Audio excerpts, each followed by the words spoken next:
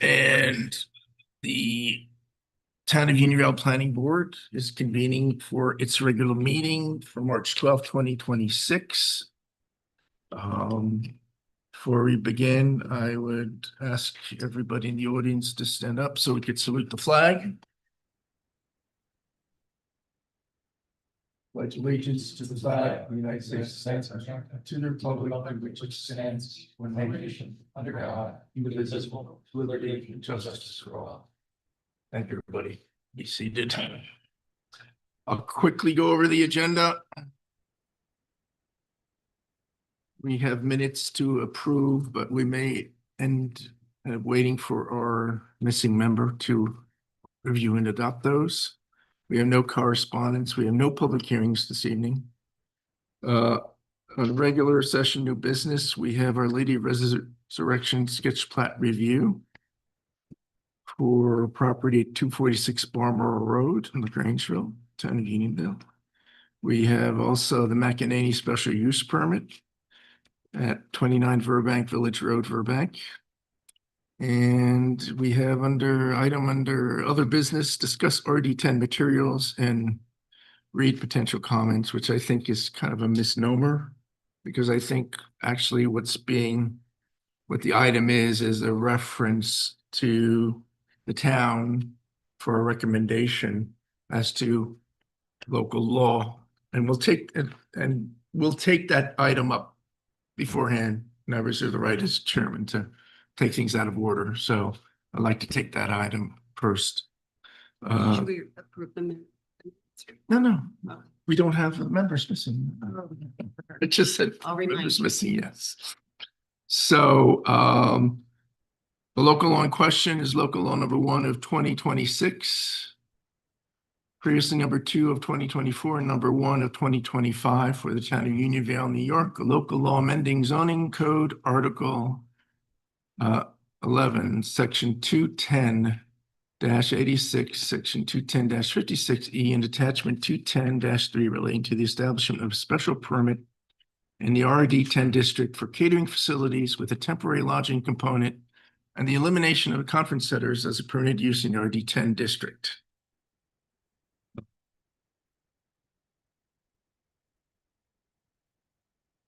Since I was here back when this all started with this application of this property, excuse me, that's our missing member. Have a seat. Documents for tonight. Okay. And then looked up and saw what time it was. All right. When this matter was first before the board, this came up before us back in April 2024, when the then applicant presented a sketch plan to develop a barn-style wedding venue at, I don't have the address, but it was on Briscoe Road. For wedding-style venue, the use was classified as a conference center by our then code enforcement officer, as our code contained no such definition in our zoning ordinance. Since the matter evolved to the Town of Unionville, ended up seeking to amend its zoning ordinance to swap out or terminate its conference center use definition and add a catering facility use. And it proposed to do this via the adoption of a local law in the fall of 2024. Whereby the local law was at that time referred to this board in the fall 2024, and the planning board gave its favorable recommendation of the local law on November 14, 2024. Local law was thereafter modified and reintroduced twice. First time during the fall of 2024 with public hearings held late 2024 and early 2025, followed by the introduction of a second revised proposed local law, which incorporated public comments received during public hearings and the recommendation of the town planning consultants geared towards strengthening performance standards for noise, lighting, and outdoor use to ensure that any uses would remain in line with the community character of the town and minimize disturbance to the neighboring properties. Town Board, having prepared a new State Environmental Quality Review Act full environmental assessment form as lead agency, made the required referrals and held required public hearings on May 24th, 2025, June 4th, 2025, July 16th, 2025, which signed all interested parties for and against the proposed local law were heard.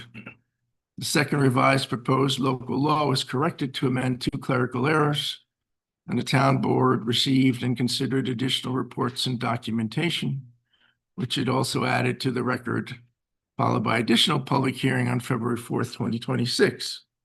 As required under our zoning ordinance, the second revised proposed local law requires referral to this planning board for its recommendation once again. I myself do not believe the facts and substance of the original proposed local law and the current second proposed and revised second proposed local law have changed.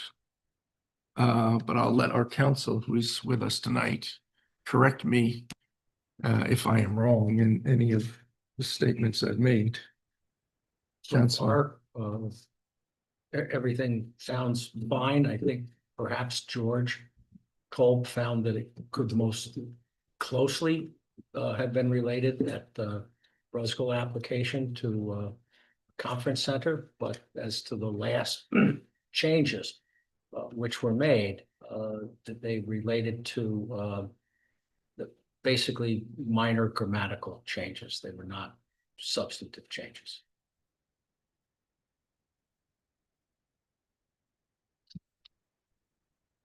Okay. Our consultants have indicated that the proposed amendments or modifications, as it may be said to be, are all in line with the town's comprehensive plan and actually furthers the preservation, of open space and preserving rural character. Remember that should this local law be finally adopted, our planning board will continue to have jurisdiction to review special use permit applications within the RT10 zone and the ability to impose specific conditions as the specific facts of a particular application warrant. I have also reviewed the comments received today via letter and our email. I've also reviewed a lot of the correspondence that had been submitted to the town board during the course of proceedings in this matter. At this time, I'll throw it open. Well, I'll throw it open, first of all, to council, if you have anything to add at this point. Okay, thanks. I mean, as you know, I do work for the planning board and I also do work for the town board in matters relating to zoning and planning.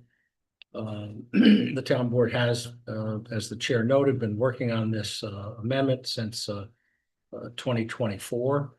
There were earlier versions, which one of us submitted to you for comments that the chair reflected on. And the comment was for, as I recall, to delete a double negative. But other than that, the consensus of the board was to positively recommend that the matter go ahead. It came most recently to you on, let's see, the 24th of February from the clerk. I think the packet was maybe 350 pages or so. Bless you. And it included minutes of the public hearing that was held in February last, which the chair mentioned. And yes, there were several letters that were received in the past couple of days from opponents. And so if you'll bear with me, I want to review what it is you have received, not all of it. And again, I'm an attorney. I'm not a member of the town board. I don't vote. I am not a member of the planning board. I don't vote. So this matter of offering a recommendation on this is something which, each of you will consider and then do. You do have a draft resolution, which has three alternate options to proceed. And with that said, there are areas that the code asks you to consider. Those areas are reflected in that draft resolution. And again, there have been people who have written and spoken in opposition to this. But I did want to say that there are several matters which have been raised, which I think are either not relevant to the work of the planning board or are legal matters. And one of them is a suggestion that the collector of taxes, Ms. Sagalbeni, who's a member of this board, should recuse herself. To my knowledge, the collector of taxes has nothing to do with the assessment. She has nothing to do with going after people who don't pay their taxes. She can't change the amount that people pay for their taxes. And in addition, my understanding is that she has no business or personal interest in that property on Brusgill Road, which for a period of time was the subject of a preliminary application. So my point is, every board member has to make up their own mind, but I don't see the conflict. There's a reference to Mr. Redinger, and as you know, Mr. Redinger has moved on to be a member of the town board. So I don't think that's a comment that's germane. And as I said, there are legal issues that relate to the interplay of other sections in the zoning code and public participation and opposition. But if I can go to some of the issues that have been raised and are addressed in the documents that you've received. Number one, the parcel size. And again, what I'm trying to do is report to you what is in the record, but how you decide to absorb it and deal with it and accept it or not, it's up to you. The history of this is that conference centers did require 100 acres. When the current rezoning was brought forward, it was for a 50-acre limit. But in response to concerns that were raised, it's been most recently increased to 75. The minimum lot size in the RD10 district is not solely limited to single-family homes, and nor are the requirements for those non-residential uses 100 acres. Just by way of example, you can have inns for 20 acres, you can have kennels for 25, congregate care facilities for 25, riding academies for 20. A campground does require 50. A private outdoor rec facility does require 100. But the point of it is that 100 is not the marker for all development in that zone, which is not a single family home. Conformance to the comp plan, the master plan of the town, does what's going on here fit with that? The town has a planner, Kelly Leibold and Natalie Quinn, who have appeared, and in the packet of documents you have, there are a couple of reports from them. And they offer the opinion that the amendment does line up with the comp plan that preserves rural character, but provides for some expansion of tax base and employment, but it does preserve the rural character through several things, maximum floor areas, calling for adaptive use of existing structures, and siting of the buildings. It calls for land banked parking, which means you don't pave it all right up front. You wait and see what is really needed. And there are limits on maximum square footage of the lodging facilities.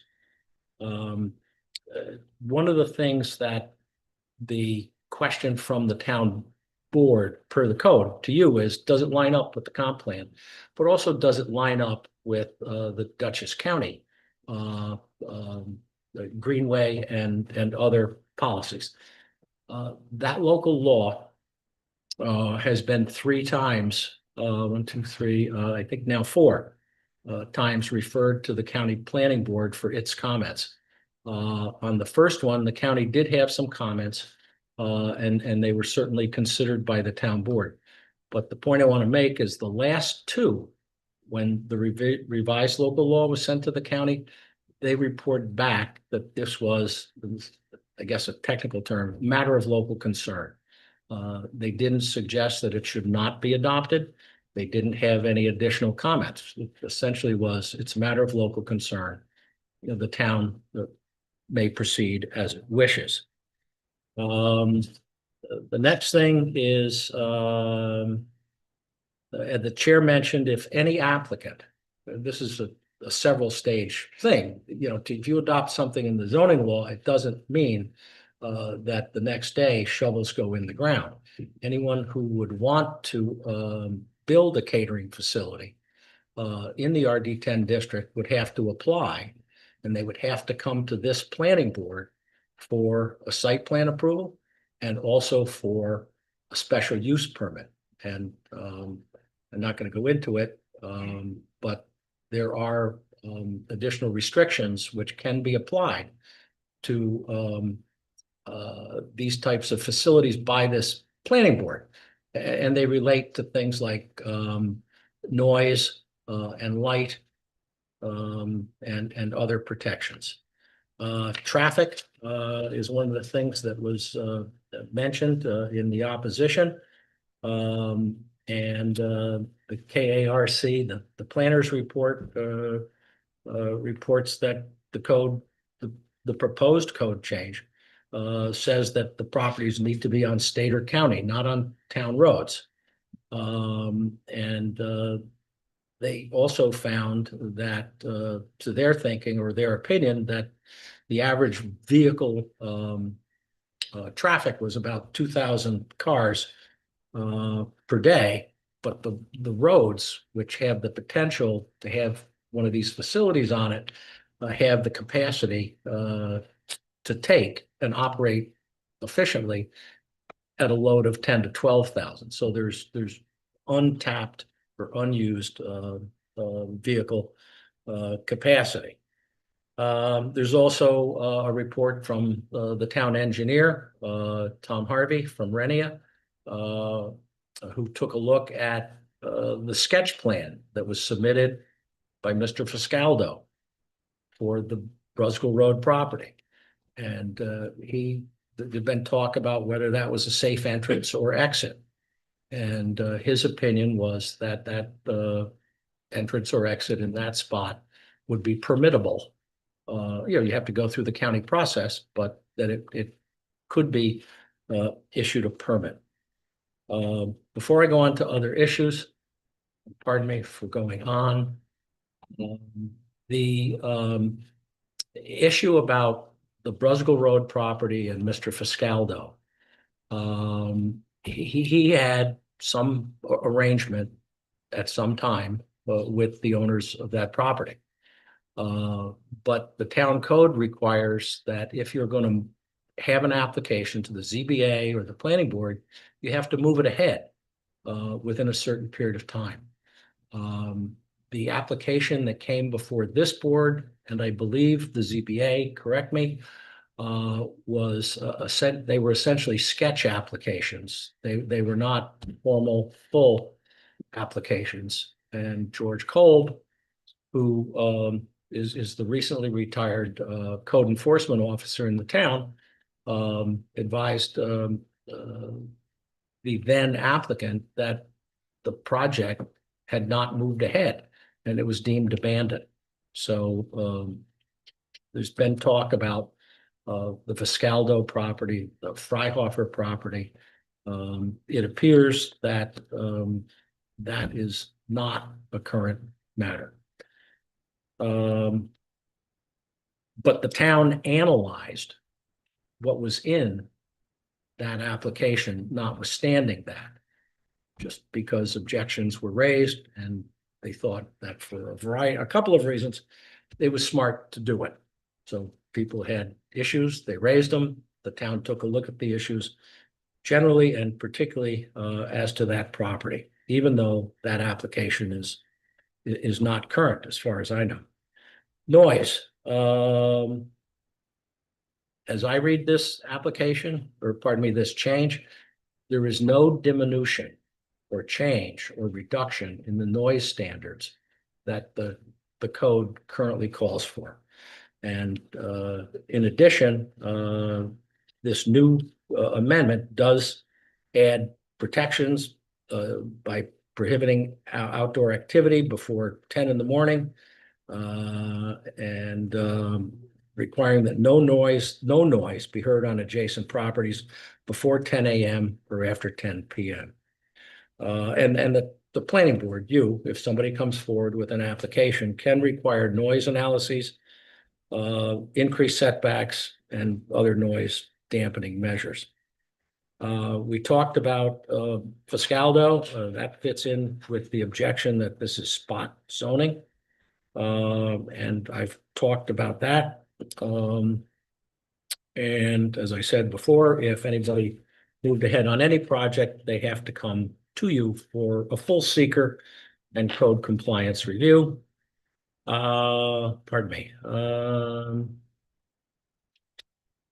That's what I've got on that. And then the last thing, if you'll bear with me, this will take less than 3 minutes. Since you last reported to the town board, and this is annexed as Exhibit B to the resolution that you have, which is a listing of the changes that were made to this code, after people came and talked and planners made suggestions.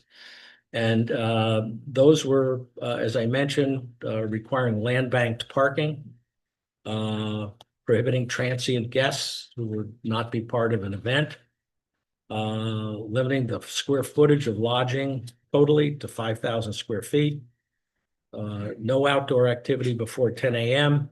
And indoor activity after 10 a.m.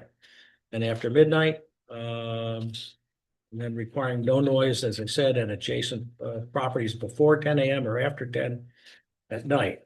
The other changes were increase in the minimum lot size. When this originally was presented for consideration by the town board, the 50 acres was going to be the standard minimum size.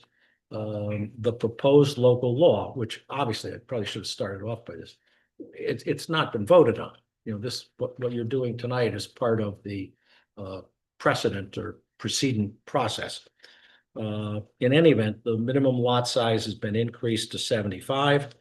Performance standards for lighting and noise have been added. I mentioned requiring further noise studies and setbacks. And then most recently, the third iteration of this code changed the word plant. That ended up, it was a typo, to catering facility building. And there was an incorrect reference to a couple of zoning districts. The numbers were off, and so they've been changed. Pardon me. That's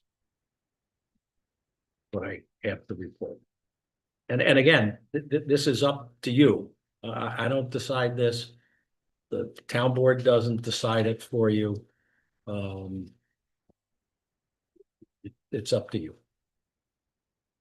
Right, again, this is purely a recommendation that the board's making to the town. Pardon me. Yes, it is. And thanks for correcting the record. I'd mentioned that we would still, assuming, or if this local gets adopted and the code is changed, planning board would still have jurisdiction under its ability to special use permit that would be required, but also site plan review, which I neglected to mention. So there are a lot of safeguards that will continue to be imposed under the ordinance to assure that we would have a good several pairs of eyes on a particular application to see what we think will work at the time and what we think will not work at the time. Now, going back to 2024, when this first came as sketch plan review, I was a little skeptical, but the plan submitted at that time, I did like the fact that they were seeking to incorporate this proposed venue, but also continuing agricultural use. I know most of the members were on this board at that time. You'll remember that that was what intrigued me about, and in fact, I kind of liked that aspect of it. And I would imagine that any future application, if this plan zone change goes to effect, hopefully applications will come to us, which will seek to incorporate some kind of agricultural use with whatever other elements that they want with respect to any catering facility. So with that, I'll ask if any board members have any questions. Just elaborate on anything that's been said or anything that has been left out. Now's your time. Speak. I was reading everything. I appreciate the comments here. Okay. I had a question. The exhibit B that's attached to the draft resolution. Had most of these changes been communicated in the process with the town board? Okay, they are, People that are still drafting letters and emails, are they aware that these changes are being considered or being? yeah, I believe they are, and that those changes are reflected in different drafts of the local law, which has been put together and posted on the town website. And I believe that everybody's had access to them, and people they've spoken their mind. Yeah, I myself, I've seen reference to these items, which have been listed as bullet point items here in this exhibit. Have been mentioned throughout that record that I reviewed, and that board members had hopefully had a chance to take a look at. It's helpful that they're put in a bullet type form here for the board members to refresh their recollection as to any changes that were being proposed from the original local law, which are quite substantial, to be honest with you. So and positive with respect to what's being proposed here. So anybody else have any? No? All right. In that case, I have a resolution that I am going to read. Before you do that, Mr. Chairman, I think, Yes. and I'm searching for it here, I think this resolution may relate to having heard from people at Okay. this meeting, and Okay. I don't, It's well, it's an open meeting, so it's not a public hearing, but I guess I'll ask if board members have any objection to letting anybody speak, if anybody has anything to say. No? Does anybody in the audience have anything they'd like to say on this item? Okay. Okay, does that answer your question? yeah, it does, and I still have to find the clause to cross out. I didn't see it. Let's see. Yes, it says 6 lines up from the bottom. 1, 2, Statements made. 3, 4, 5, 6, make it 7.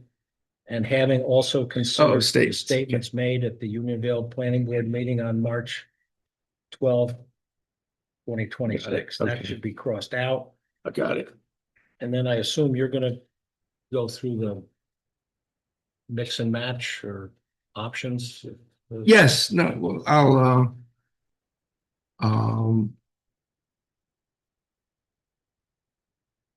I'll ask to take, I'll take your vote of the board members individually. That's what I'll do. Okay, I'll do the resolution then as for. I'll make a motion and I'll ask for the second and for the votes. That's what I'll do. Counselor, is that fine? Okay. All right, I'll read this again. The local law number 1 of 2026, previously number 2 of 2024, and number 1 of 2025 for the town of Unionville, New York. A local law amending zoning code, Article 11, Section 210-86, Section 210-56E, and Attachment 210-3 relating to the establishment of a special permit in the RD10 district for catering facilities with a temporary lodging component and the elimination of conference centers as permitted use in the RD10 district. Whereas the town of Unionville Planning Board reviewed an earlier version of the above proposed local law, suggested a text change to it, which was subsequently made by the town board.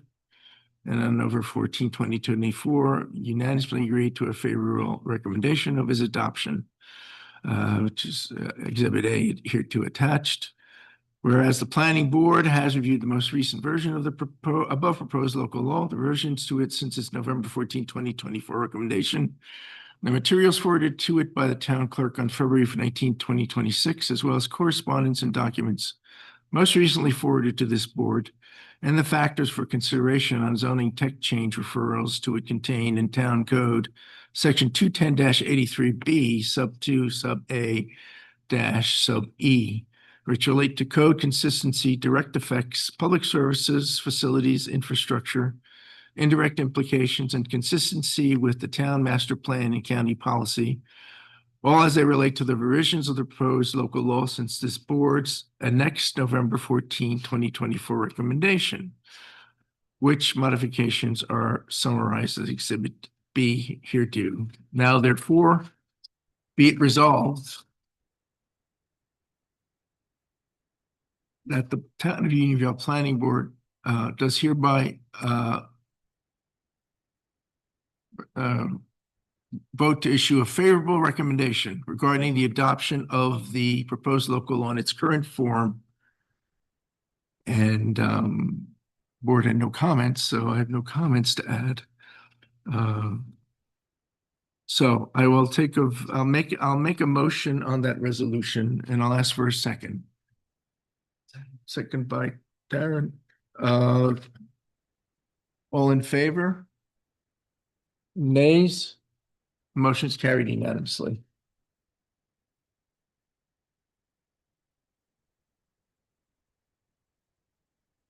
So it's a favorable recommendation regarding the adoption with the board, with the following board adopted comments, which would say no comments.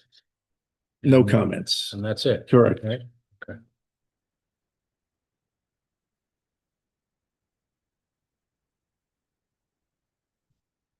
Two and three come out, right? Yep. And Scott is not here, Mike is not here, Right.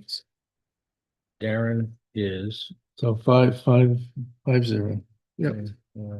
Michael Mustachetti and Scott Canary absent. Dated March 12th. All right. On to the next. I'm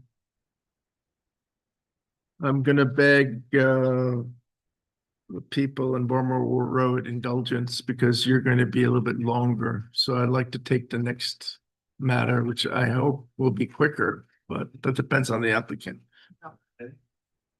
What I have. Oh, yeah. I'll have him come up while the applicant comes up. I'd like to take a vote on the November 13th. Is it November? No, is that November 13th? What about? Yeah. February. that's the last one. February 12th. Yeah, what does it say? Oh, approved session. Oh, wait. Yeah, on the February 12th, 2026 minutes. I got confused. That's okay. It happens to me all the time. Any corrections, additions, subtractions to the minutes? Nope. No? Can I have a motion? Anita, motion, second by Kay, all in favor? Aye. Nay? Okay, motion is adopted unanimously. All right. On to Mr. McEnany, special use permit.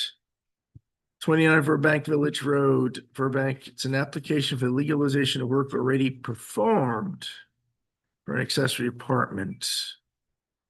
Which means you got caught. That's what that is.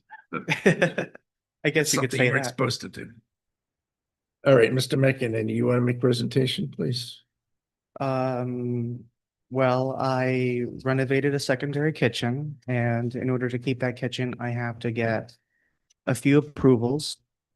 I did go through zoning, and zoning gave me an exemption on a area Speak in variance. the microphone. Can you hear me now? Is the microphone on? We don't hear it in the room.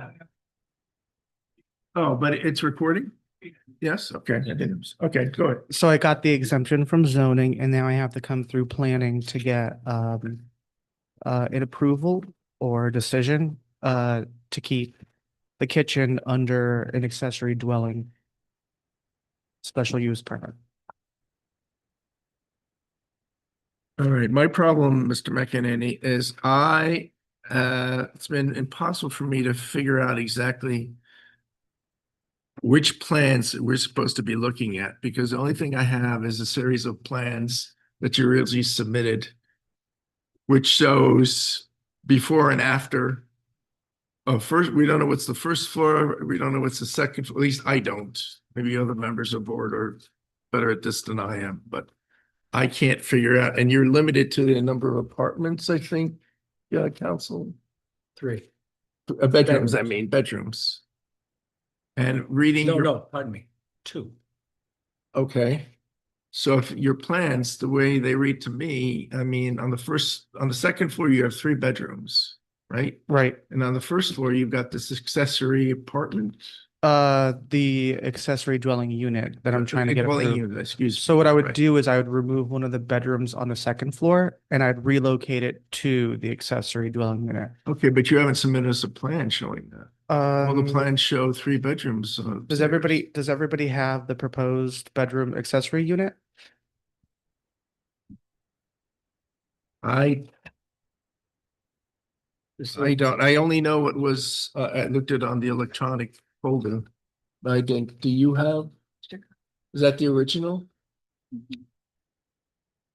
Because it does show the before, the after, and where I propose, including the first floor layout and the second floor layout.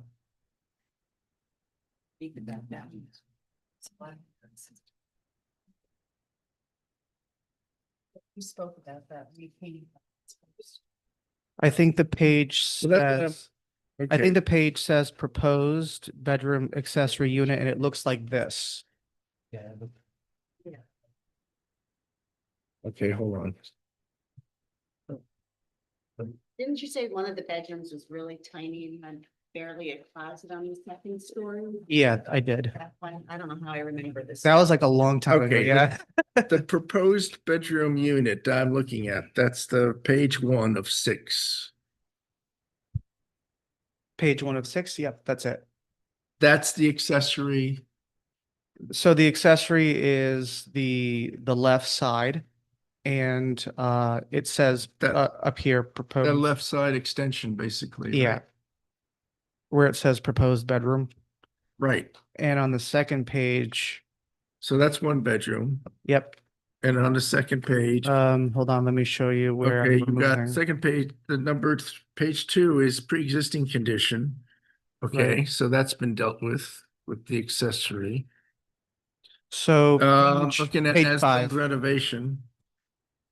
Page 3, yep, that's the first, the gym health that's become the accessory, that the proposed bedroom, correct. right? Mhm. Okay, so page 4 of 6, so that's section 4 existing. Yep. That's where you show 3 bedrooms. Yeah, that's where the third bedroom currently is on the second floor. And on the 5th page, I'm removing bedroom number 3.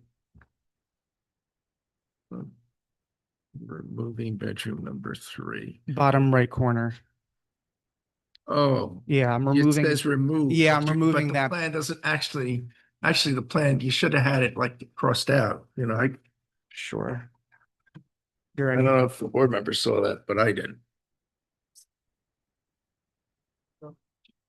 I might, yeah, No perhaps. closets. So that one's, That's where I'm taking away the third bedroom So and that- relocating on the okay. first floor. yeah, would it be possible for you to send an amendment of this? Yeah. Showing this, what is this going to become? This A secondary office. Well, you already have a den, a study on the opposite end. Yeah, so there'll be two.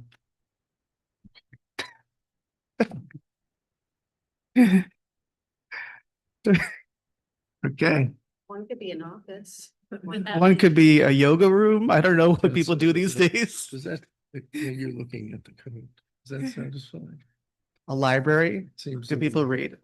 Is A it, pantry, yeah. is it a unified area? A storage room. Between There the you first go. floor and the second? You say, Yes. I what do you mean by unified area? Are all of, And you Pardon? can add, you should answer this. are all of the rooms which are gonna constitute the principal residence, are they all contiguous? They're And contained. separate? Yeah, they're contained and they're contiguous and they are divided from the accessory dwelling space. Okay, so there is a division between There the is. accessory Mhm. and the regular. Right. Okay, There are doors And how- between the units. yeah. Yeah, there are how- doors, but they could be locked up. They could be closed up. I didn't know what the town would require. But there's a separate entrance to the accessory dwelling unit and the primary, and there's also a separate exit for both.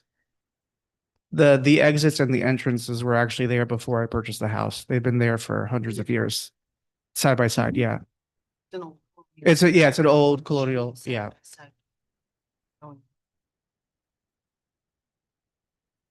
All right, I think this is the one where I didn't get a complete chief enforcement officer report on this. Because he talks, all he says is applications made for the legalization of work already performed for an accessory apartment. But he doesn't indicate whether the allocation of bedrooms on the plans along with this accessory apartment come into conflict with the code. I think that's the question I had. I think council had the same question. yeah, I think you've spoken recently to Will. I have. Who's a Okay, new cool. enforcement officer? What happened was, an electronic search had a pop-up that showed short-term rental. And I was surprised to see that.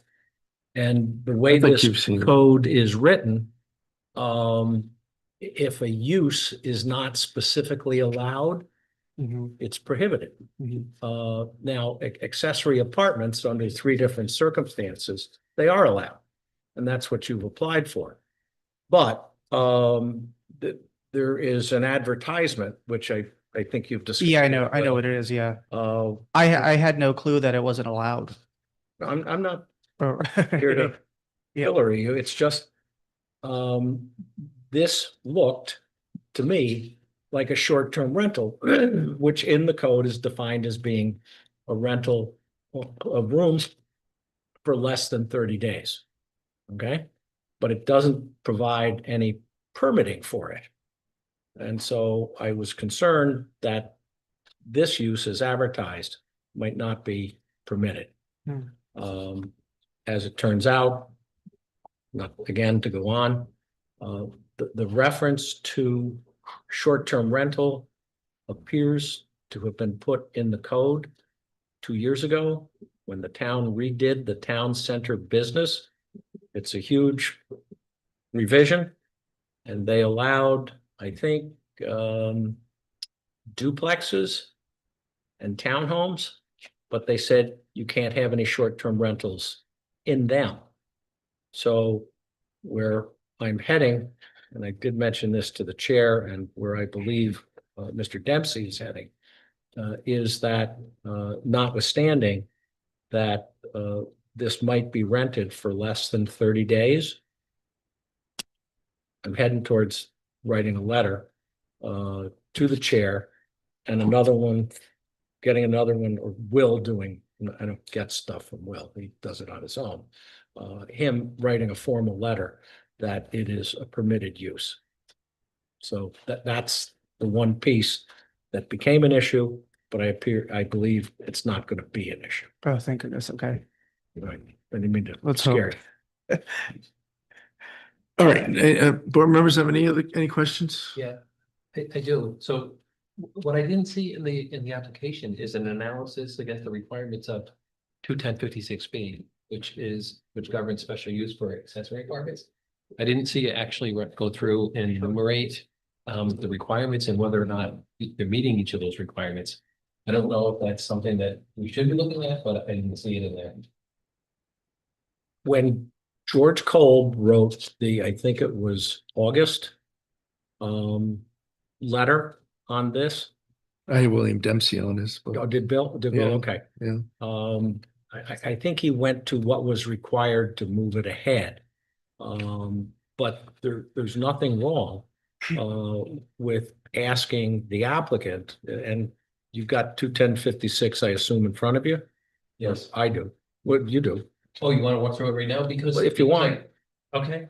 But if it's gonna come back to wait to get those letters, then I think the idea of asking the applicant to lay out yes, how it complies with those, look like 10 or I- 11. yeah, I'd prefer that Mr. McEnany, Yes. puts that down on paper for the board Okay. in his Okay. submission, because we're asking you to provide that. We're asking you to, well, you'll need to get the superseding or revised chief enforcement officer letter determination. And I've asked you to amend your plan to show that that bedroom is going to be a den now, or study, or whatever you're going to call it. And don't put beds in that box. Yeah. I'll remove, yep. Great. Anything else?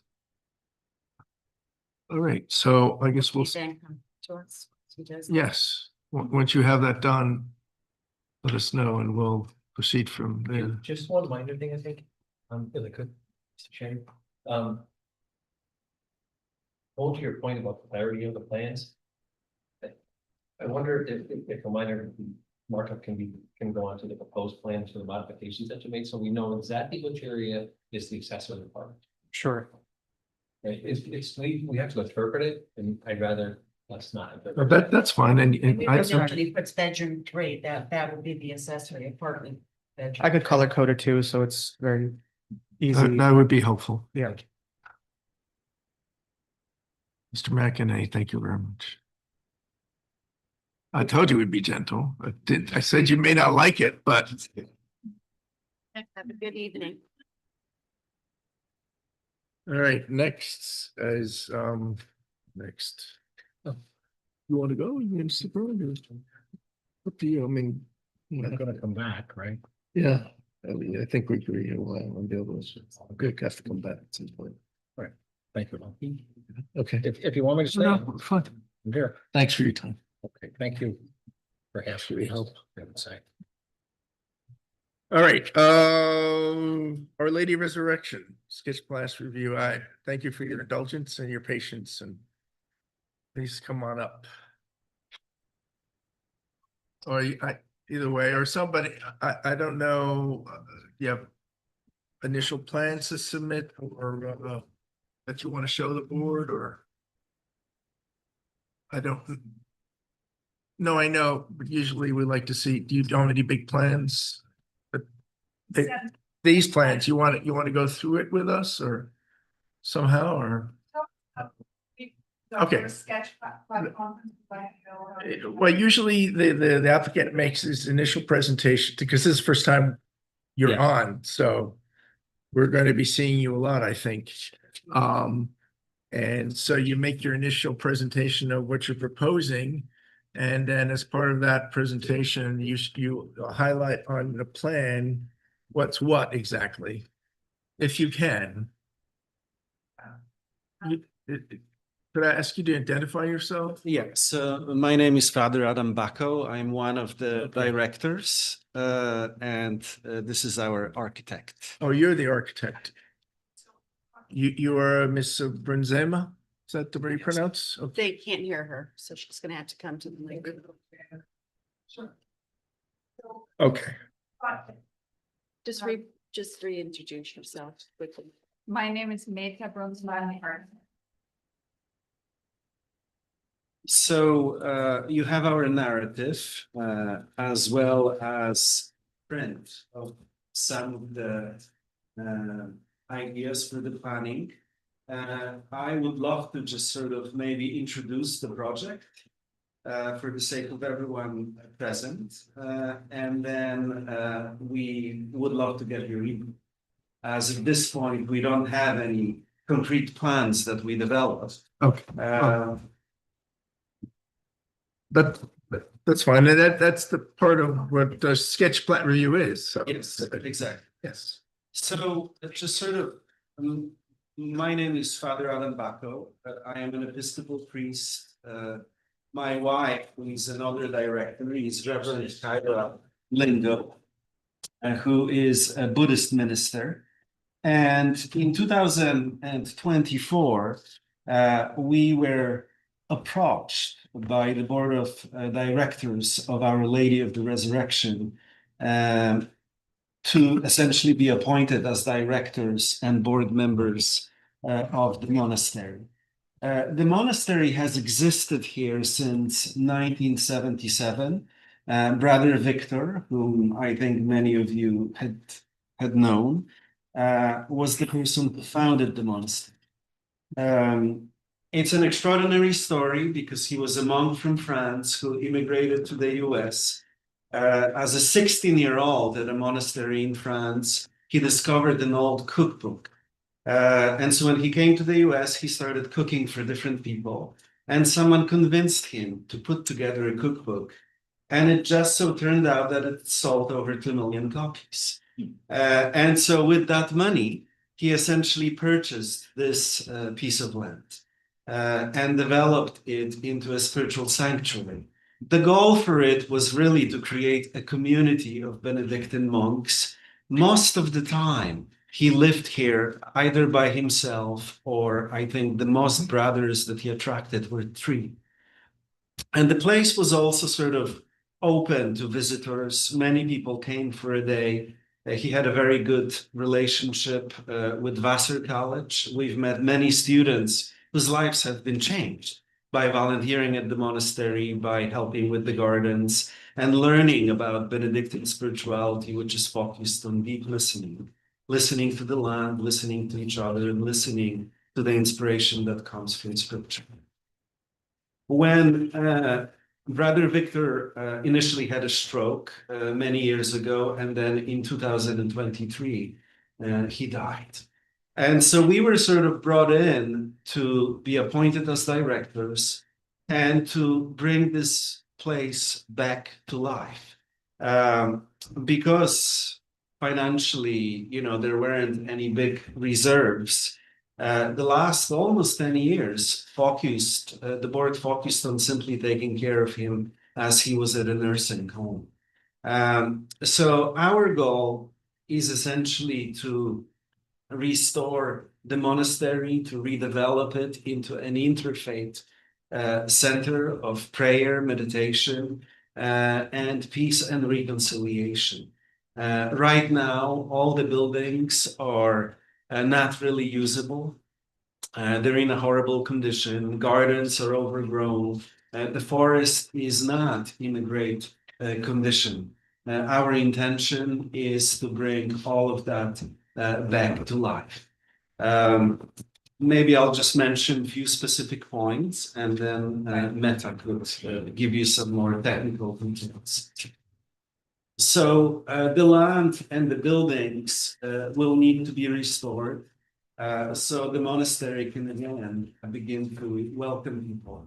And so again, it can become a place of prayer, meditation, and silence, as well as a place where people could do retreats. We would like to honor Brother Victor's Benedictine roots, but also turn it into an interfaith sanctuary, especially in the world that we are living in now, where there are so many divisions and it's difficult for people to be in the same conversation depending on what news we're consuming. We really wanted to honor his initial vision about reconciliation, about connecting it across difference. Therefore, the goal would be for it to be an interfaith place. The rhythm of the monastery will be a daily rhythm of prayer, silence, conversation. Our idea is to restore or rebuild some of the buildings, the chapel that could function as an actual chapel, and also have few small hermitages where people could stay for silent retreats. The goal for us would be, again, as I mentioned before, to sort of bring the forest back to health, to take care of the wetlands that are on our property, and to take care of the gardens. You know, Brother Victor was known for growing many vegetables, also creating his famous vinegar that I know many people came to taste, and it was served in sort of some of the high-end restaurants in New York City. And you know, our intention is really for it to be a sacred place, both for visitors, but also for our neighbors. We want to be a good neighbor. And so the hope is really to create this peaceful, quiet, and beautiful sanctuary where people can pause, where they can listen deeply to what is happening within them, and to rediscover lives rooted in contemplation and also compassion. Our idea for all of it is to have a phased development, and the drawings that you have show the maximum long-term vision for the site. However, the development will happen gradually. In the beginning, it would be also only my wife and I who would reside there. To care for the property, it's very difficult to care for it from a distance. And also to renovate the chapel and have a small number of hermitages for people to come and visit, to pray and practice. The possible future phase would include a small sort of place for people to stay as retreat guests, and also the caretaker's cottage. At this point, we've done some preliminary planning, but we don't have any sort of architectural plans that we've designed, because we wanted to receive your input, to see. You know, our hope is that this can sort of be a conversation that can help us to decide how best to care for this piece of land and how best to create something that could serve the world. Thank you, Adam. Let me just briefly tell you what we've done so far from the technical point of view. So we have spoken to George Kolb, and I believe we had a small session with some of the planners, and I believe you were present. And that was very helpful. And we now understand that we need, you know, a site plan approval and a special permit, as well as health department approval for the water and for sewage system. So we were also told that we needed a DEC survey of the wetlands and a certification of those wetlands, as well as a site survey. That has been accomplished, and DEC has signed off on the survey and on the DEC boundary, including the 100-foot distance that is marked on the plan. I have sent a digital copy to Cynthia that unfortunately is a little bit small, but I'm I'm willing to show you my computer and you can look at the survey later if you're interested. It also indicates all the neighbors. I mean, it's a very professionally done survey. So what we've also done is initiated what we call an ecological assessment. So the clients have hired a very well-known landscape firm to conduct the ecological assessment, which is nearly complete, looking at endangered species, looking at, areas that are sensitive, looking at all the different things that affect the ecology, both from the plant point of view and the animal point of view. So this is a very expensive thing that they didn't have to do, but because this is a nature-based spiritual retreat, caring for the land and understanding the ecology is really part of the overall ethos. So in future presentations, once the ecological assessment is complete, we will share that with you. And you will see it conforms to previous ecological assessments that were done in Union Vale and are based on that same science. And you will recognize many of the items, including, the endangered species, et cetera, et cetera. Okay, so that is where we are now. The plans that are in front of you include an existing site plan that you may have seen that shows a larger building that is a combination of a monastery building with an attached chapel. And as Father Bacco just mentioned, the buildings, with the exception of the chapel, are in, I would say, terrible disrepair. I mean, the roof has been leaking for many years, and there is mold throughout. Basically all the structures, with the exception of the chapel that has very, very minor damage. And we worked with George Cole a few months ago to do an emergency repair of the roof of the chapel. So that was not anything structural. It was a patching of the roof so that we could ensure that the space would be, not inundated by water up until the time when we renovate the chapel.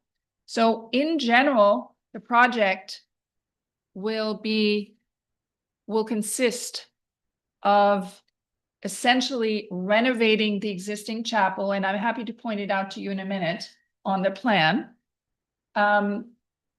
and to restore it pretty much exactly to what it used to be, and to selectively demolish and possibly salvage some of the materials of the existing monastery, because the building itself cannot be, in our opinion, be saved due to the damage, as well as the fact that it is really laid out as a space with very small cubicle rooms. It was really never intended for the kinds of uses that are contemplated here. So there's only one other structure that we may or may not preserve, which is an existing hermitage. So in the narrative, we try to describe what a hermitage is, and you may need to help explain this if there are any questions, but these are not sleeping accommodations per se. These are literally cells for meditation with maybe a desk and a bed. And that's it. Maybe a heating plate or something, but it's not anything to be compared with any kind of, it's not a place where you would.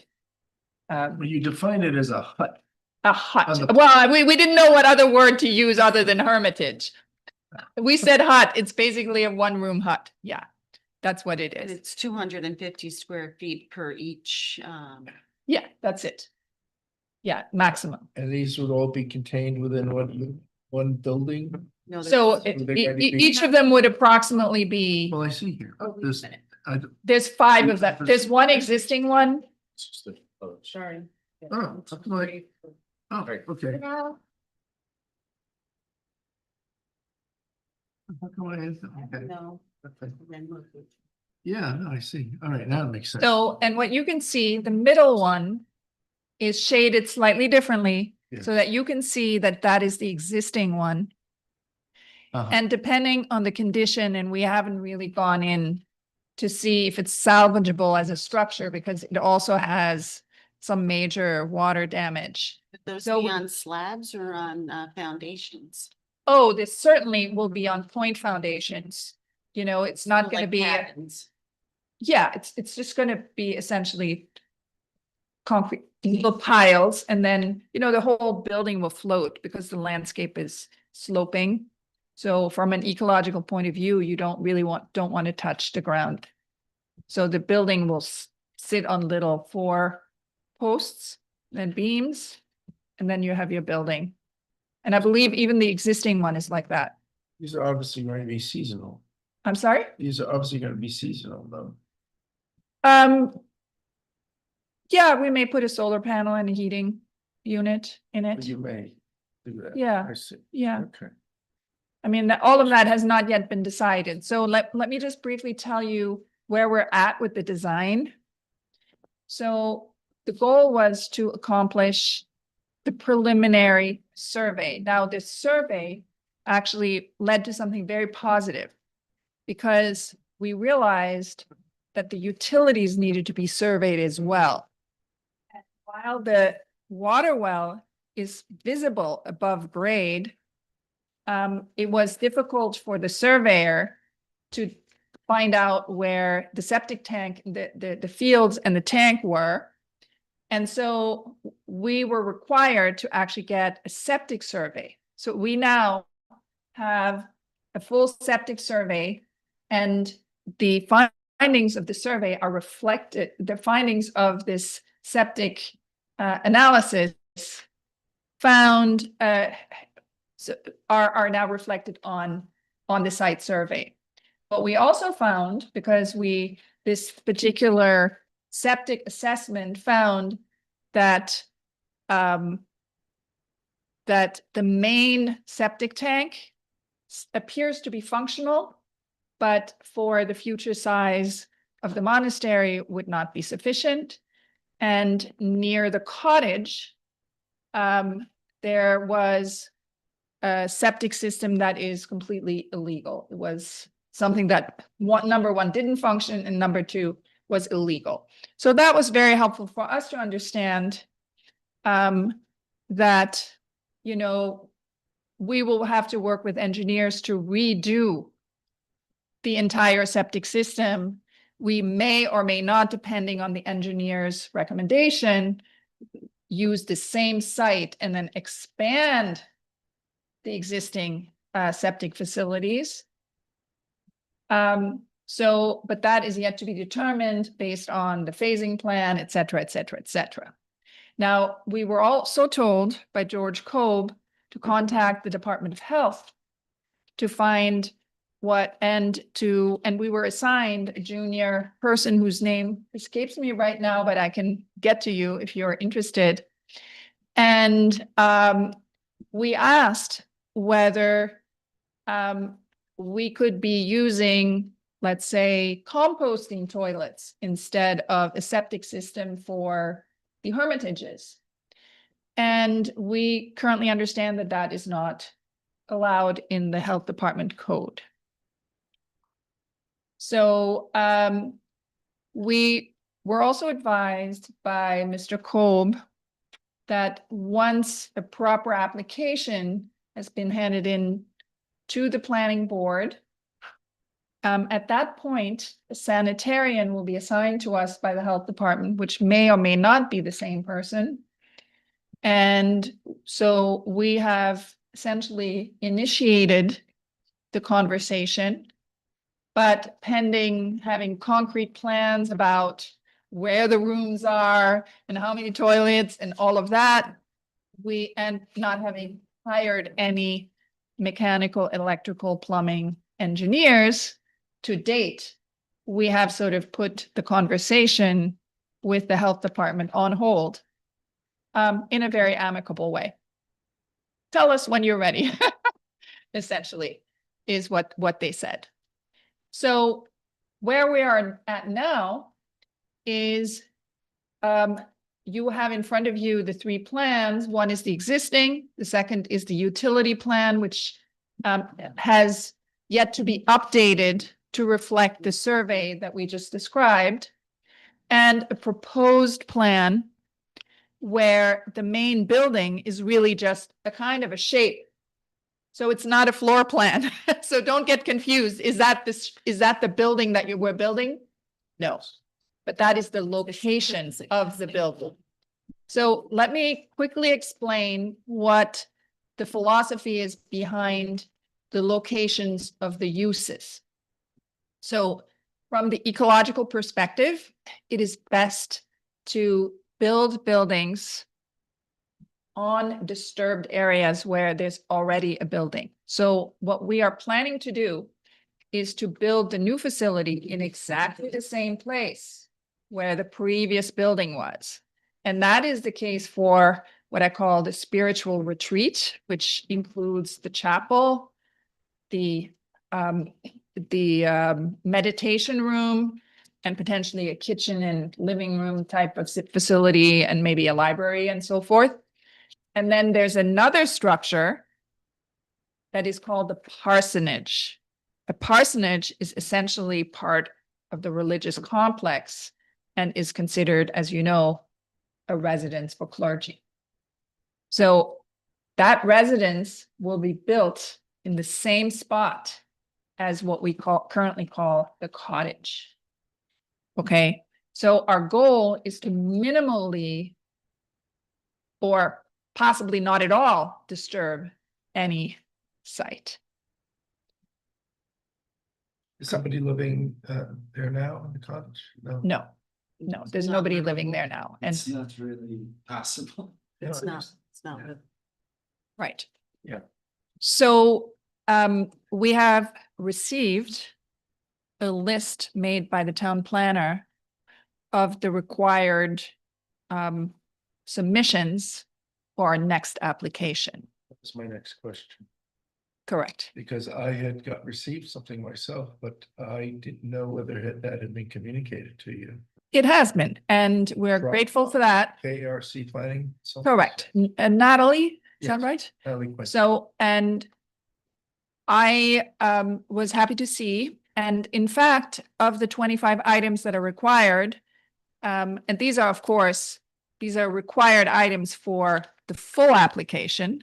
So many of them were unchecked and not complete. However, there's about 4 or 5 of them that we have since accomplished by creating the survey. Because on the first page of this, and I don't know if I have this here. Yes, here. There's a number of these, of these requirements that we have fulfilled, such as, names of the owners, accurate property boundaries, parcel and properties within 200 feet, uses, existing water courses, wetland, all of that we have. We've also, I forgot to mention, we had to hire an ecologist to map the federally listed wetlands. So those are also on the survey. And again, I think Cynthia has a small version of it printed, and I have, I can pass around my computer if you wanted to zoom through that, and I'd be happy to send you a PDF of it to each and every one of you. I have, because board members have this from January 9th, 2026. Yeah. I just would like to know if you have, when you talked about your list, do you have a list you received from our planner? Yes. Is this the list you're talking about? Or did you No, receive? no, I don't think I've ever seen this. Okay, well, you can. So the list that I, You could have that. oh, thank you, and I'll have a look. The list, Okay. Cynthia, you sent that to me. This checklist. Yeah, that's attached. That's attached to it. Yeah. Okay, right. Okay, But you could so, have the whole, okay, so, that was the report that was sent. We didn't see you I guess you adjourned, you couldn't make the February meeting, that's right, we did Yes. see you then. Correct. So Correct. this has been prepared, and so we weren't sure if you had been communicated this report from our planner.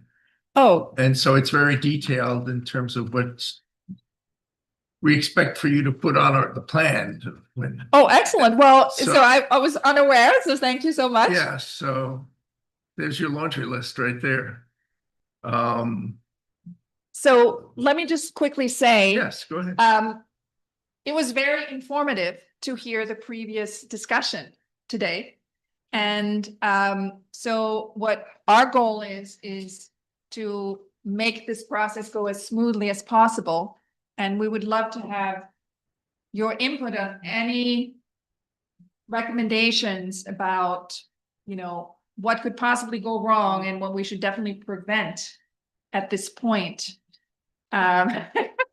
None of us have a crystal ball. You know, I know you don't have a crystal ball, but No, well, I'm personally, I'm intrigued because you know, I have been in touch with Brother Victor oh, when I first moved up here, because I'm from France myself. Oh, you are? My accent. Okay. So we had common language, and so he was very interested. Somebody else speaks. so you've been to the site? I've been to the site. Oh, And I purchased vinegar from. Wow. wow. Okay, so I am familiar, but I mean, I believe the site's gotten run down since this was many years ago. Because I had my kids in tow, and now my kids are like this now, you know, all adults, so. So yeah, I do recall, you know, fondly that my visits, a couple of visits we had there. So, but I am intrigued because this is going to be a step-by-step process where first, Father, you're going to live with your wife, Reverend, alone on the property once you start, you know, building the initial, I don't know if that will be the parsonage or whatnot, but you would have great plans to, from your narrative, to eventually have this to be like an ecumenical meeting center of all faiths, and the aspect, I won't say it's troubling, but it's something to take note of, is you foresee needing parking for 50 to 100 cars, I think. So I saw somewhere there, no? No. We have in our narrative 20 cars. Okay, why do I thought I saw something in there. that No, was- not, No. we're not planning to be, you know, Okay. that big. Well, I'm happy to hear that. Yeah. Because 20 cars already might be, you know, nice. It's a quiet road. It's a lot. Well, that's the thing. We don't know that. I don't. They're think all, there did should you be. see what they were doing? Do you want these plans so you can see? Yeah, so right now, in terms of the tiny hermitages, the plan is 5. 200. Yes, but they plan to have events where they're going to invite members of the public, right? So then. And everything is described right here, like how big it is So that's. and what's in it with number. That's the chapel. And this is the existing, oh, are you the neighbors? Yeah. Oh, Well, very nice to meet you. so where are you? Where are you looking? Mike is right here, Who's here? right here, Okay, Excellent. and I'm over here. okay.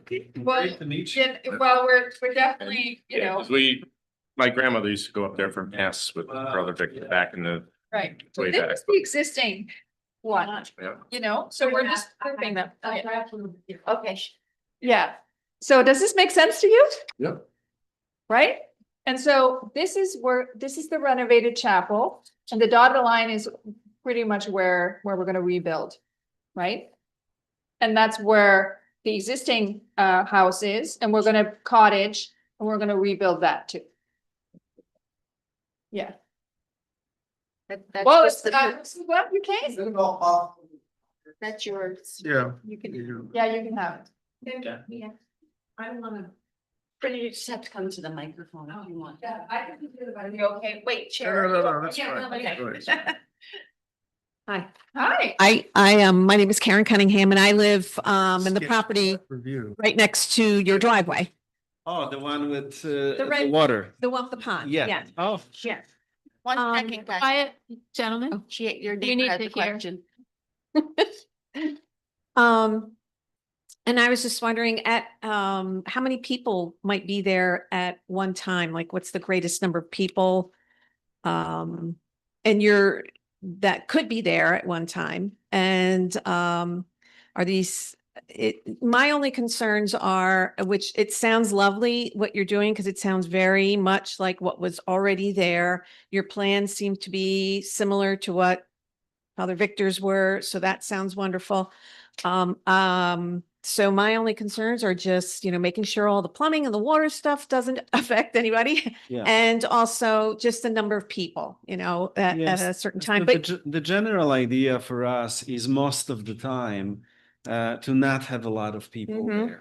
there. Like when you look at the hermitages, I mean, 5 hermitages. yeah, So, we would love the chapel to be open for mass, for meditation. So we're really, I mean, the maximum, we're talking 20 cars that Yeah. could park there. okay. A couple of times a year, we might have slightly bigger events, Mhm. but we're not talking about, huge festivals. Right. And when we do have more people on the property, let's say for a day, the original idea was that we would encourage people to park off-site and have a shuttle. Mhm. This way, the road is not disturbed, because one of the things that we were told is that sometimes when Brother Victor had the Vinegar Festival, it right. created some problems with people just parking on the Yeah. road. Our intention is not to repeat that. Yeah, okay. And also to be quiet. The general idea is for it to be a spiritual space, not a space where we, have loud music or lots of people Right, just right. dropping in. Yes. And as you said, you're planning on pretty much, if you rebuild or build, it'll just be on places that were already established at one time. So nothing like new or more. Thousands. What? They're saying that it's gonna be 15,464 square feet. Yeah, Nowhere near the size of it now. no, it's bigger because it includes, in a future phase, some music facilities, obviously. Yeah, so it will have, obviously, a living room, a dining room sort of situation, right? And it will have a meditation hall for the sort of Buddhist aspect of it. So in other words, people will be able to use the chapel. That's the Christian part, and a new meditation hall.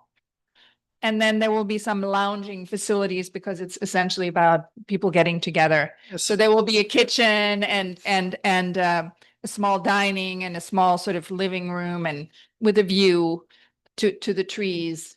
That's sort of the idea. And it'll be great to welcome all the neighbors there. I'm sure, it'll be a nice space for the public to visit. Repeat the question because are you planning on clearing in the woods? No. No. Okay. So It's fine. extension of, we are planning to hire an arborist to evaluate the health of the trees. And in some instances, when trees are too old and are at risk of falling over, they need to be taken down. So if any trees are being taken down, it is not like clearing. Okay, it would be what we call sustainable forestry. And the Okay. goal is to really bring the forest back to its health, because some parts of it just have not been taken care of. So you see trees that fell down, even the Hermitage, it had a line for electricity and the tree fell down on it. So the goal is to really preserve as much as possible and for the nature to be sort of honored and celebrated, as that's what Brother Victor was about. I mean, he had animals and other things. We are not planning to have, sheep or goats or And we're anything not like either. that. And we're not left. Right. Yeah. There's going to be a dog. There's going to be a dog. If that's okay. Gentlemen, you're a neighbor, but you're in the street. We're all neighbors. Could I have your address or name? Robert Weiss on 282 Baltimore, Johnson. Next. Michael Meyer. Address? I'm at 252 Barnum. I'm right next to him. Right next to him. And And I'm down 14 Meadow Ridge. what's your name? Joe Meyer. Oh, I grew up, we all grew up. I grew up. Yeah, okay, so you know, So. your It's your address is what? stomping What ground. is your, 14 hours. oh, 14 Middle. I'm right then. Yeah, and I would be curious. 7 1-bedrooms. Yeah. 5 2-bedrooms, 3, it sounds like a little hotel. Well, it's not aimed to be a hotel. I'm just I saying. mean, you know, It can be big. But it includes a meditation hall. You have to understand, it's the equivalent of a chapel. How big is the Right. meditation hall supposed to be, do you know? Did I have that on here? I probably have that I on don't here. think it's gonna be, I think, a little bigger than the chapel, but not much. I have it somewhere. I can email that to you if you wish. I mean, it's basically, A chapel is sort of probably smaller than this room.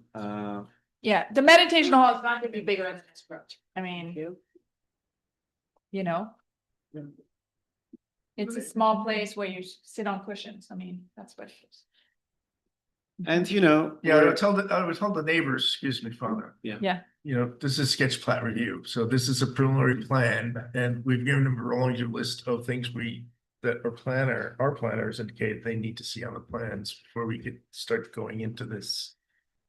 You Right. know, but let's actually hear all the concerns that you had. yeah, I mean, I would love to hear your concerns. 'Cause this is- They have not done anything. And you know, we've been hoping to meet you. Unfortunately, we can't live on the property yet because of the condition of the buildings. And so the idea was at some point when it gets warmer to just walk from door to door, but this may actually be.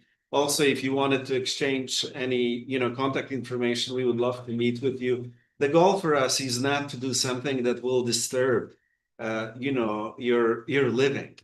Let me ask you, do taxes get paid on this property right now? Oh, they, well, I'm sure you're not paying full taxes, it's probably got a That's what I'm religious getting. exemption on there. Oh, it's just Father Victor That's, there, all that. well, yeah, but we're planning board, we're not supposed to look at this tax status. I mean, I know where you're coming from, but I mean. Would you rather have a Costco in there? And you know, just to be clear, when it comes to monasteries and retreat houses, even those that operate at a big scale usually just raise 30% of the costs that it takes to operate them. So this is not a for-profit operation. In fact, to have something like this means that we will pretty much have to be full-time fundraisers just to ensure that we can keep the place healthy. I mean, this is the reality of religious, you know, establishments. Well, I'm curious because I mean, the Father Victor was a Benedictine. Yeah.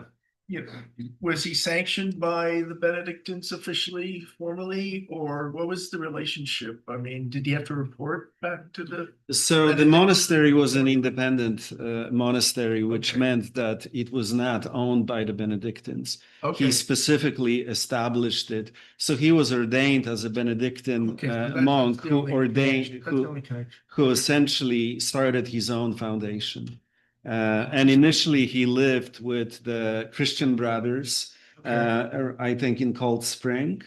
And then through Dorothy Day, with whom he was friends, discovered this area and established it as an independent religious corporation monastery.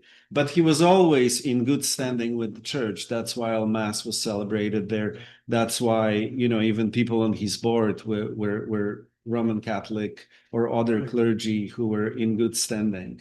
And within the monastic establishment, there's sort of a lot of flexibility in terms of how one does their religious life. Okay. So we'll So your wife is Buddhist Mhm. and you are. Episcopal priest. So right now, you Are know, you sanctioned by either parent groups on either side, or are you independent? we are in good relationship and in good standing. The way that it works is that normally the reason why groups are founded as independent is because no one wants to take on the cost. Well, my next question was, do you Yeah. get any funding from the parent, you know, that you? No, we will be raising all of the money. So right now I serve as a sub-dean of the Cathedral of the Incarnation in Garden City, which is part of the diocese that covers all of Long Island, Brooklyn, and Queens. I will be leaving that position to move here. My wife is part of the Worldwide Plan Village, the tradition of St. Buddhism. And one of their monasteries is about 1 hour from here in Pine Bush. And the goal is to be in good relationship, as well as there are about 10 different monasteries within an hour. And so the goal is to be in good network with all of them. Right, but you're basically trying to be self-sufficient, Yes, self-supporting, self-supporting, self-sufficient. Will you affiliate then with this region's Episcopalian? Yes, Um, and also we are already in conversation with the Mid-Hudson Valley Interfaith group that meets. So in order for me to serve as a priest here, I will have to be licensed in the Diocese of New York to be able to celebrate Mass law. I have a question. Yep. Is this something that the neighbors will have to add? Well, at some point Well, we, like when yeah. I put a garage on my house, it's a little too close to the road, so I had to get a variance. Yes. My neighbors all had to say, yeah, you can do that, it doesn't bother you.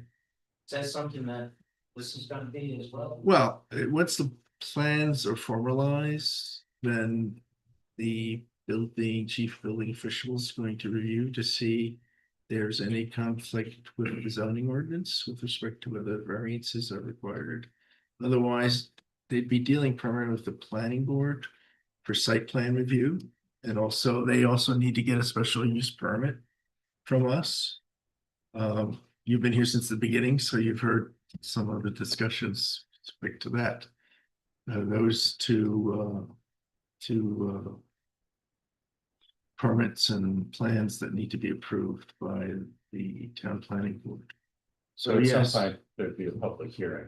yes, as part of, well, they're public meetings, so you could come anytime this matter would come before us. And as you can see, we're fairly liberal in terms of letting members of the public speak. Yeah. And Although Cynthia can because get it's you a any smaller information town, as well. We're able to do that. And Cynthia can get you any information as well, especially what the planner gave us that we just gave to her tonight. So you can request a copy of that as well. So And you'll be all- on board with everything. Sounds like they're looking for your input. And also our invitation is to start a relationship now and be in an ongoing conversation if you are open to it. We don't want to impose that, but we are very glad that you are here today. And our intention is to really continue this conversation if you are open. It'd be nice to see it cleaned up. It's a mess back there. Yeah, It is a mess, and you know, it's sort of heartbreaking because I believe at some point it was much more beautiful. Yes, it was. It was. Everything Wasn't- is overgrown. Wasn't the greatest, but when I was going there, but it was, manageable. Well, I mean, my understanding is that the way that it was built was just rooms sort of added to, so we hope to kind of do it a little differently. No. And we're very unlikely to encroach into any, we have studied the code and the setbacks Yes. very carefully. And whatever is shown on these maps definitely meets the codes as far as we understand currently. Yes. And this is only a sketch. That's it. And There's that's still more only to a go. sketch. Well, Right. because the buildings themselves have not yet been designed. Right. So you have the information that we are seeking. Right. And I guess we'll look to see you once getting close to having.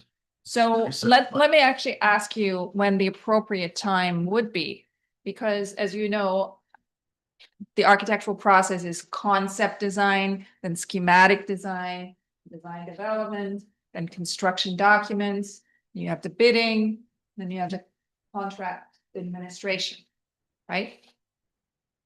Okay, so And you can, architects can apply for the building permit early on, or they can wait just before they issue the working drawings, which is the construction documents. So we would like to know from you at what point you'd like to, see us complete the application. Obviously, we have to have engineering details to be able to fill out the environmental assessment, right? Right, you brought up the environmental assessment, I think. So, right? so I've- that means that we will most likely be at the end of design development when we go Right. again. But I haven't, in fact, one of the notations in the planner's report is you need to substantially revise that environmental assessment. Well, we didn't, No, I know, I think you have a short form, I think, because environmentally, you have told us now what you would like, what you plan on doing there, even though you said you're gonna start small with just a parsonage. Yeah. For the father and his wife. But your environmental view forms, I hope they're going to show what the plans are and in terms of your proposed so, center that you're contemplating. so the phase one will include the renovation of the chapel, the hermitages, potentially the parsonage, and then what we call the spiritual retreat, which will include, right, the meditation hall and the associated living spaces, right? So what we will phase out So be allowed to segment. is going to be the sleeping accommodations, because it will initially be run as a day facility. Okay, nobody's sleeping there except in the hermitages. Does that make sense? So what will be phased is the sleeping facilities and potentially the caretaker's cottage. Because we're not sure if that is financially feasible to actually have a full-time a site grounds caretaker with his or her own little caretaker's cottage. Okay. So what you can see on the plan, there's a parsonage, a caretaker's cottage, a main monastery that includes a chapel, and then there's a shed, a garden shed. Okay. So these are the structures that we have. Can you see? Right, exactly. Yeah, it's pretty clear, right? Yeah. She did. So there's Yeah. 13,400 square foot monastery that you planned on developing that. Yeah, that would be in the first, yeah, that would be part of the phase one because, It would be smaller because it wouldn't include the sleep. yeah, it wouldn't include the sleeping. So it would be less than Plan. 13,000 because now the sleeping and the meditation sort of living facilities are all lumped into one. So it probably would be half the size. I'm in the middle of the chairman and the attorney. And I think what you'll need to do when you come back is have a full plan and show the phasing of. Exactly. What happened. And I don't think you want to wait to design development. I think once you establish footprint and an architectural feel, your civil will probably be fairly well developed at that point. That's probably. So what you're saying is as soon as we have the septic figured out enough, right? And enough mechanical systems, understanding whether we're doing solar or whether we're doing conventional or whatever, enough engineering to be able to fill out the environmental assessment forms. At that Yeah. point, we should come back. Yes. Yeah, you'll find that after we say yay, you still have to go to the Department of Health and they'll review your septic, which, in detail, and we don't. Because if we say, yeah, it's always conditioned upon Department of Health giving you the approval. Right. For your What are the septic possible fields. obstacles when it comes to septic systems that you've heard of, that you've encountered over the time that we need to pay attention to or tell our engineers? Because we may or may not have local engineers or New York City engineers that may have no idea about what's going on in, Probably want a local. Yeah. engineer. Yeah. It'd be much. yeah, no. Right?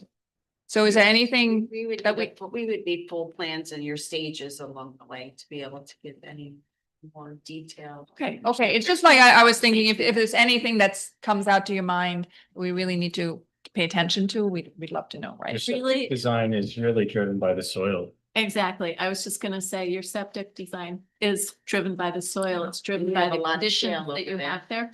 So you need to, We have a well, Well, the that is well's actually here. probably sufficient. We don't need to expand it. yeah, but you need to, all of that is dependent on your soils and where it's gonna be in relation. What size tank is in there now?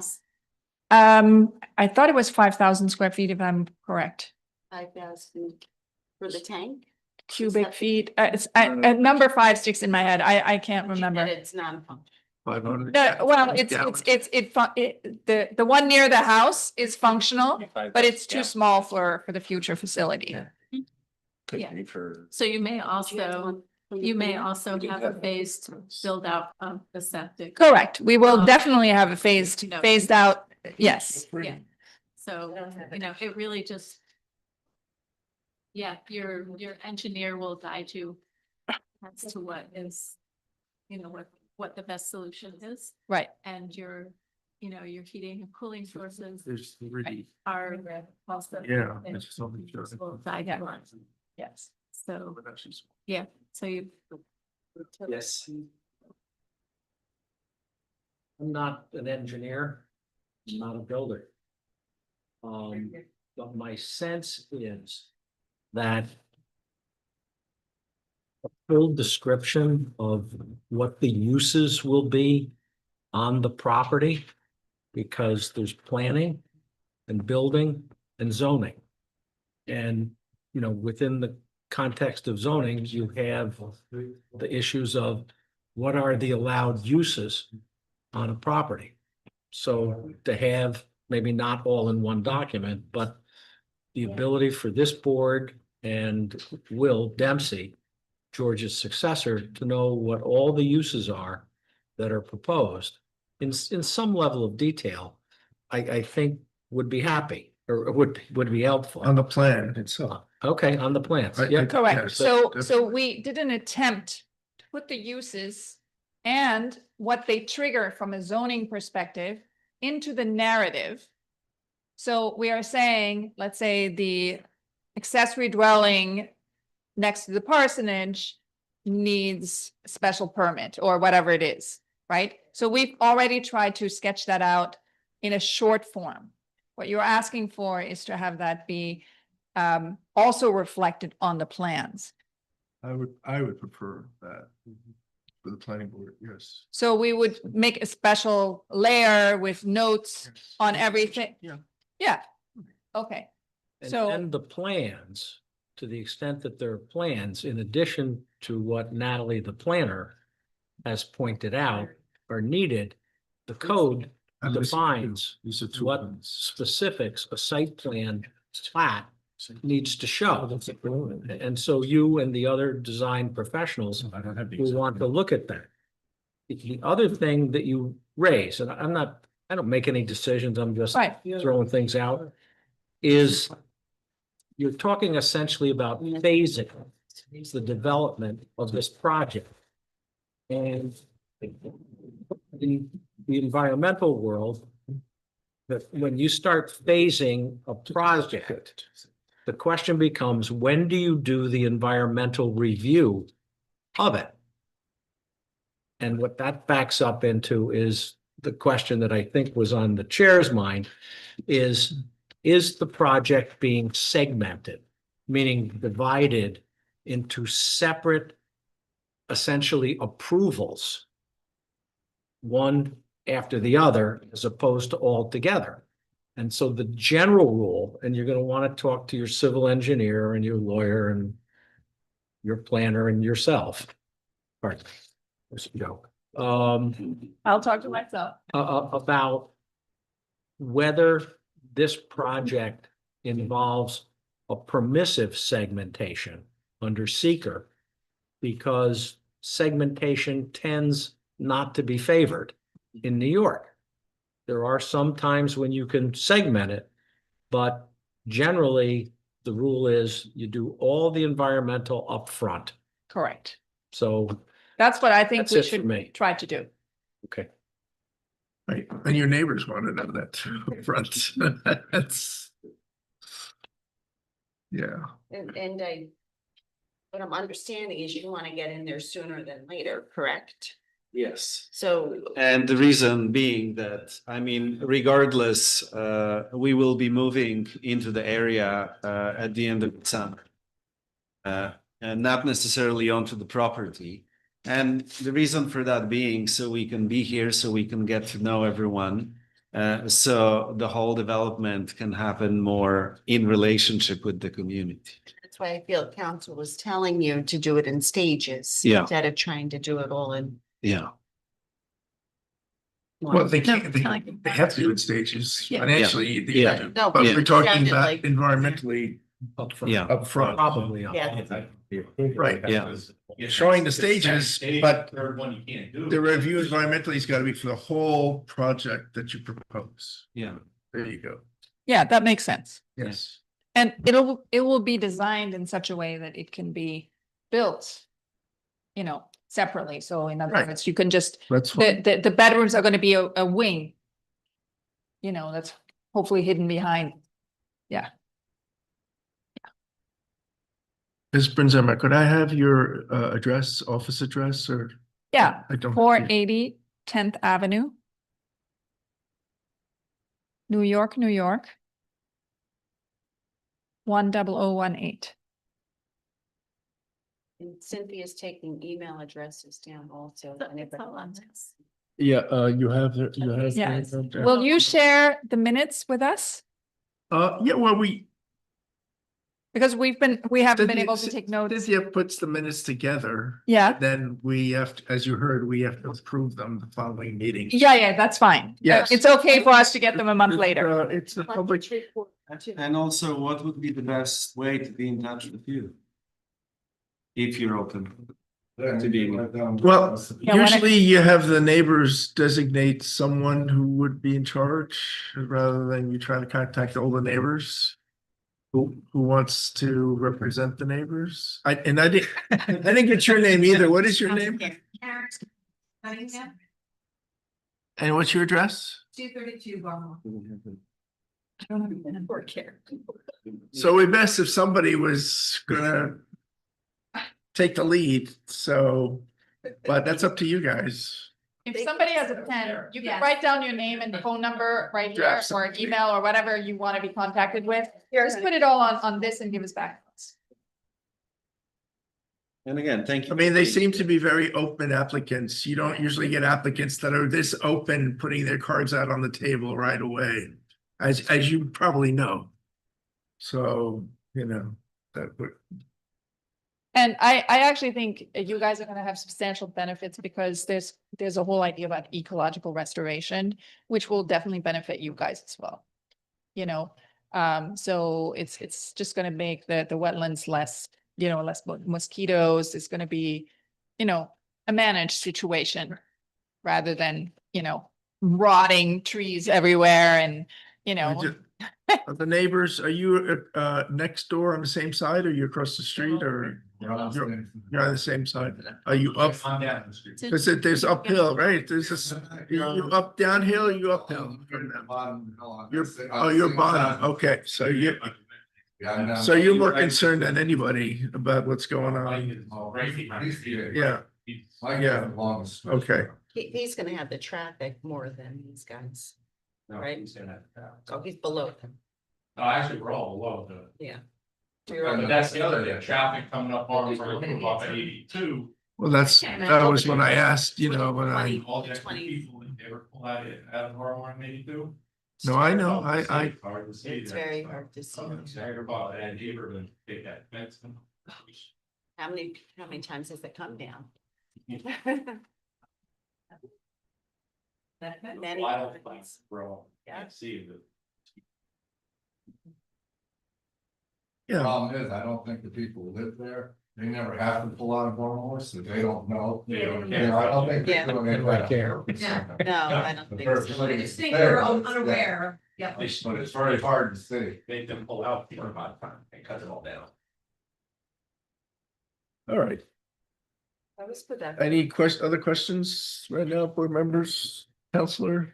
No? Done.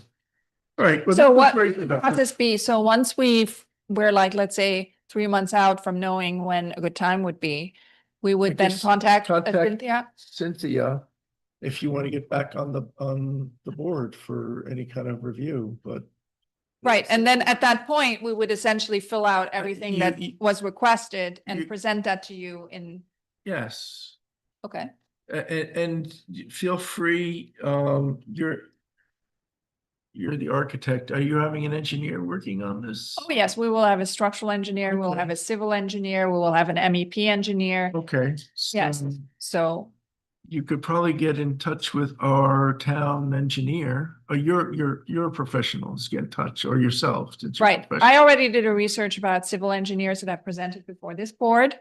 So we are aware of some of the local engineers here. Right. But as I said, as you're working through your application, the questions that you could contact our consultants. Oh, I see, okay, that As makes a lot opposed of to sense. contacting the board, members, they'd probably be more helpful than we would be. In terms Okay. of problems you may have with your application Yes. and preparing your plan, your site Yes. plan. So may I ask a terribly naive question? So, of projects of this scale, how many are actually being done in this town? Do you have a lot of projects at scale? No. No? Just curious, Yes, no. Well, this is unusual. because it's a religious facility, right? Yeah. But the town is very Well, yeah. cautious of We do. development, Yeah. They're already established. any development, even minor developments. Yeah. This is going to be very ecological.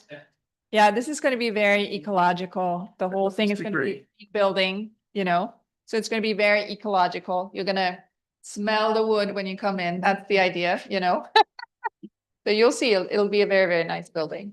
But no vinegar, I don't know. There is still so. The father didn't leave the, No, so there the are mother, people- you don't have the mother? I have. Mother, right? The mother. So here's the deal with the vinegar. There are people that Brother Victor trained, and they still have the mother. Yes. So we do hope to learn how to make it. Not necessarily have vinegar festivals, but to know how to make the vinegar. And there's still some bottles left, that Brother Victor made. Yeah. Yeah. It's Very been sour. quite a few years because I feel like I'm not sure when was the last vinegar festival that they I had. can't. Because by then it was made quite a Yeah. while. By then I think it was just made by volunteers that he trained Yeah. because he was already at the He was facility not- in Rhinebeck, just getting on, yeah. Yeah. No, I think. All right. Really? You have some? So was it good, really? It's still, Oh, really? if there are some bottles, you should open some. Yeah, there are probably about like 30 bottles I think still. there's some left. Yeah. Oh, wow. but Okay. I was looking at. Everyone said that and it was good. Very good.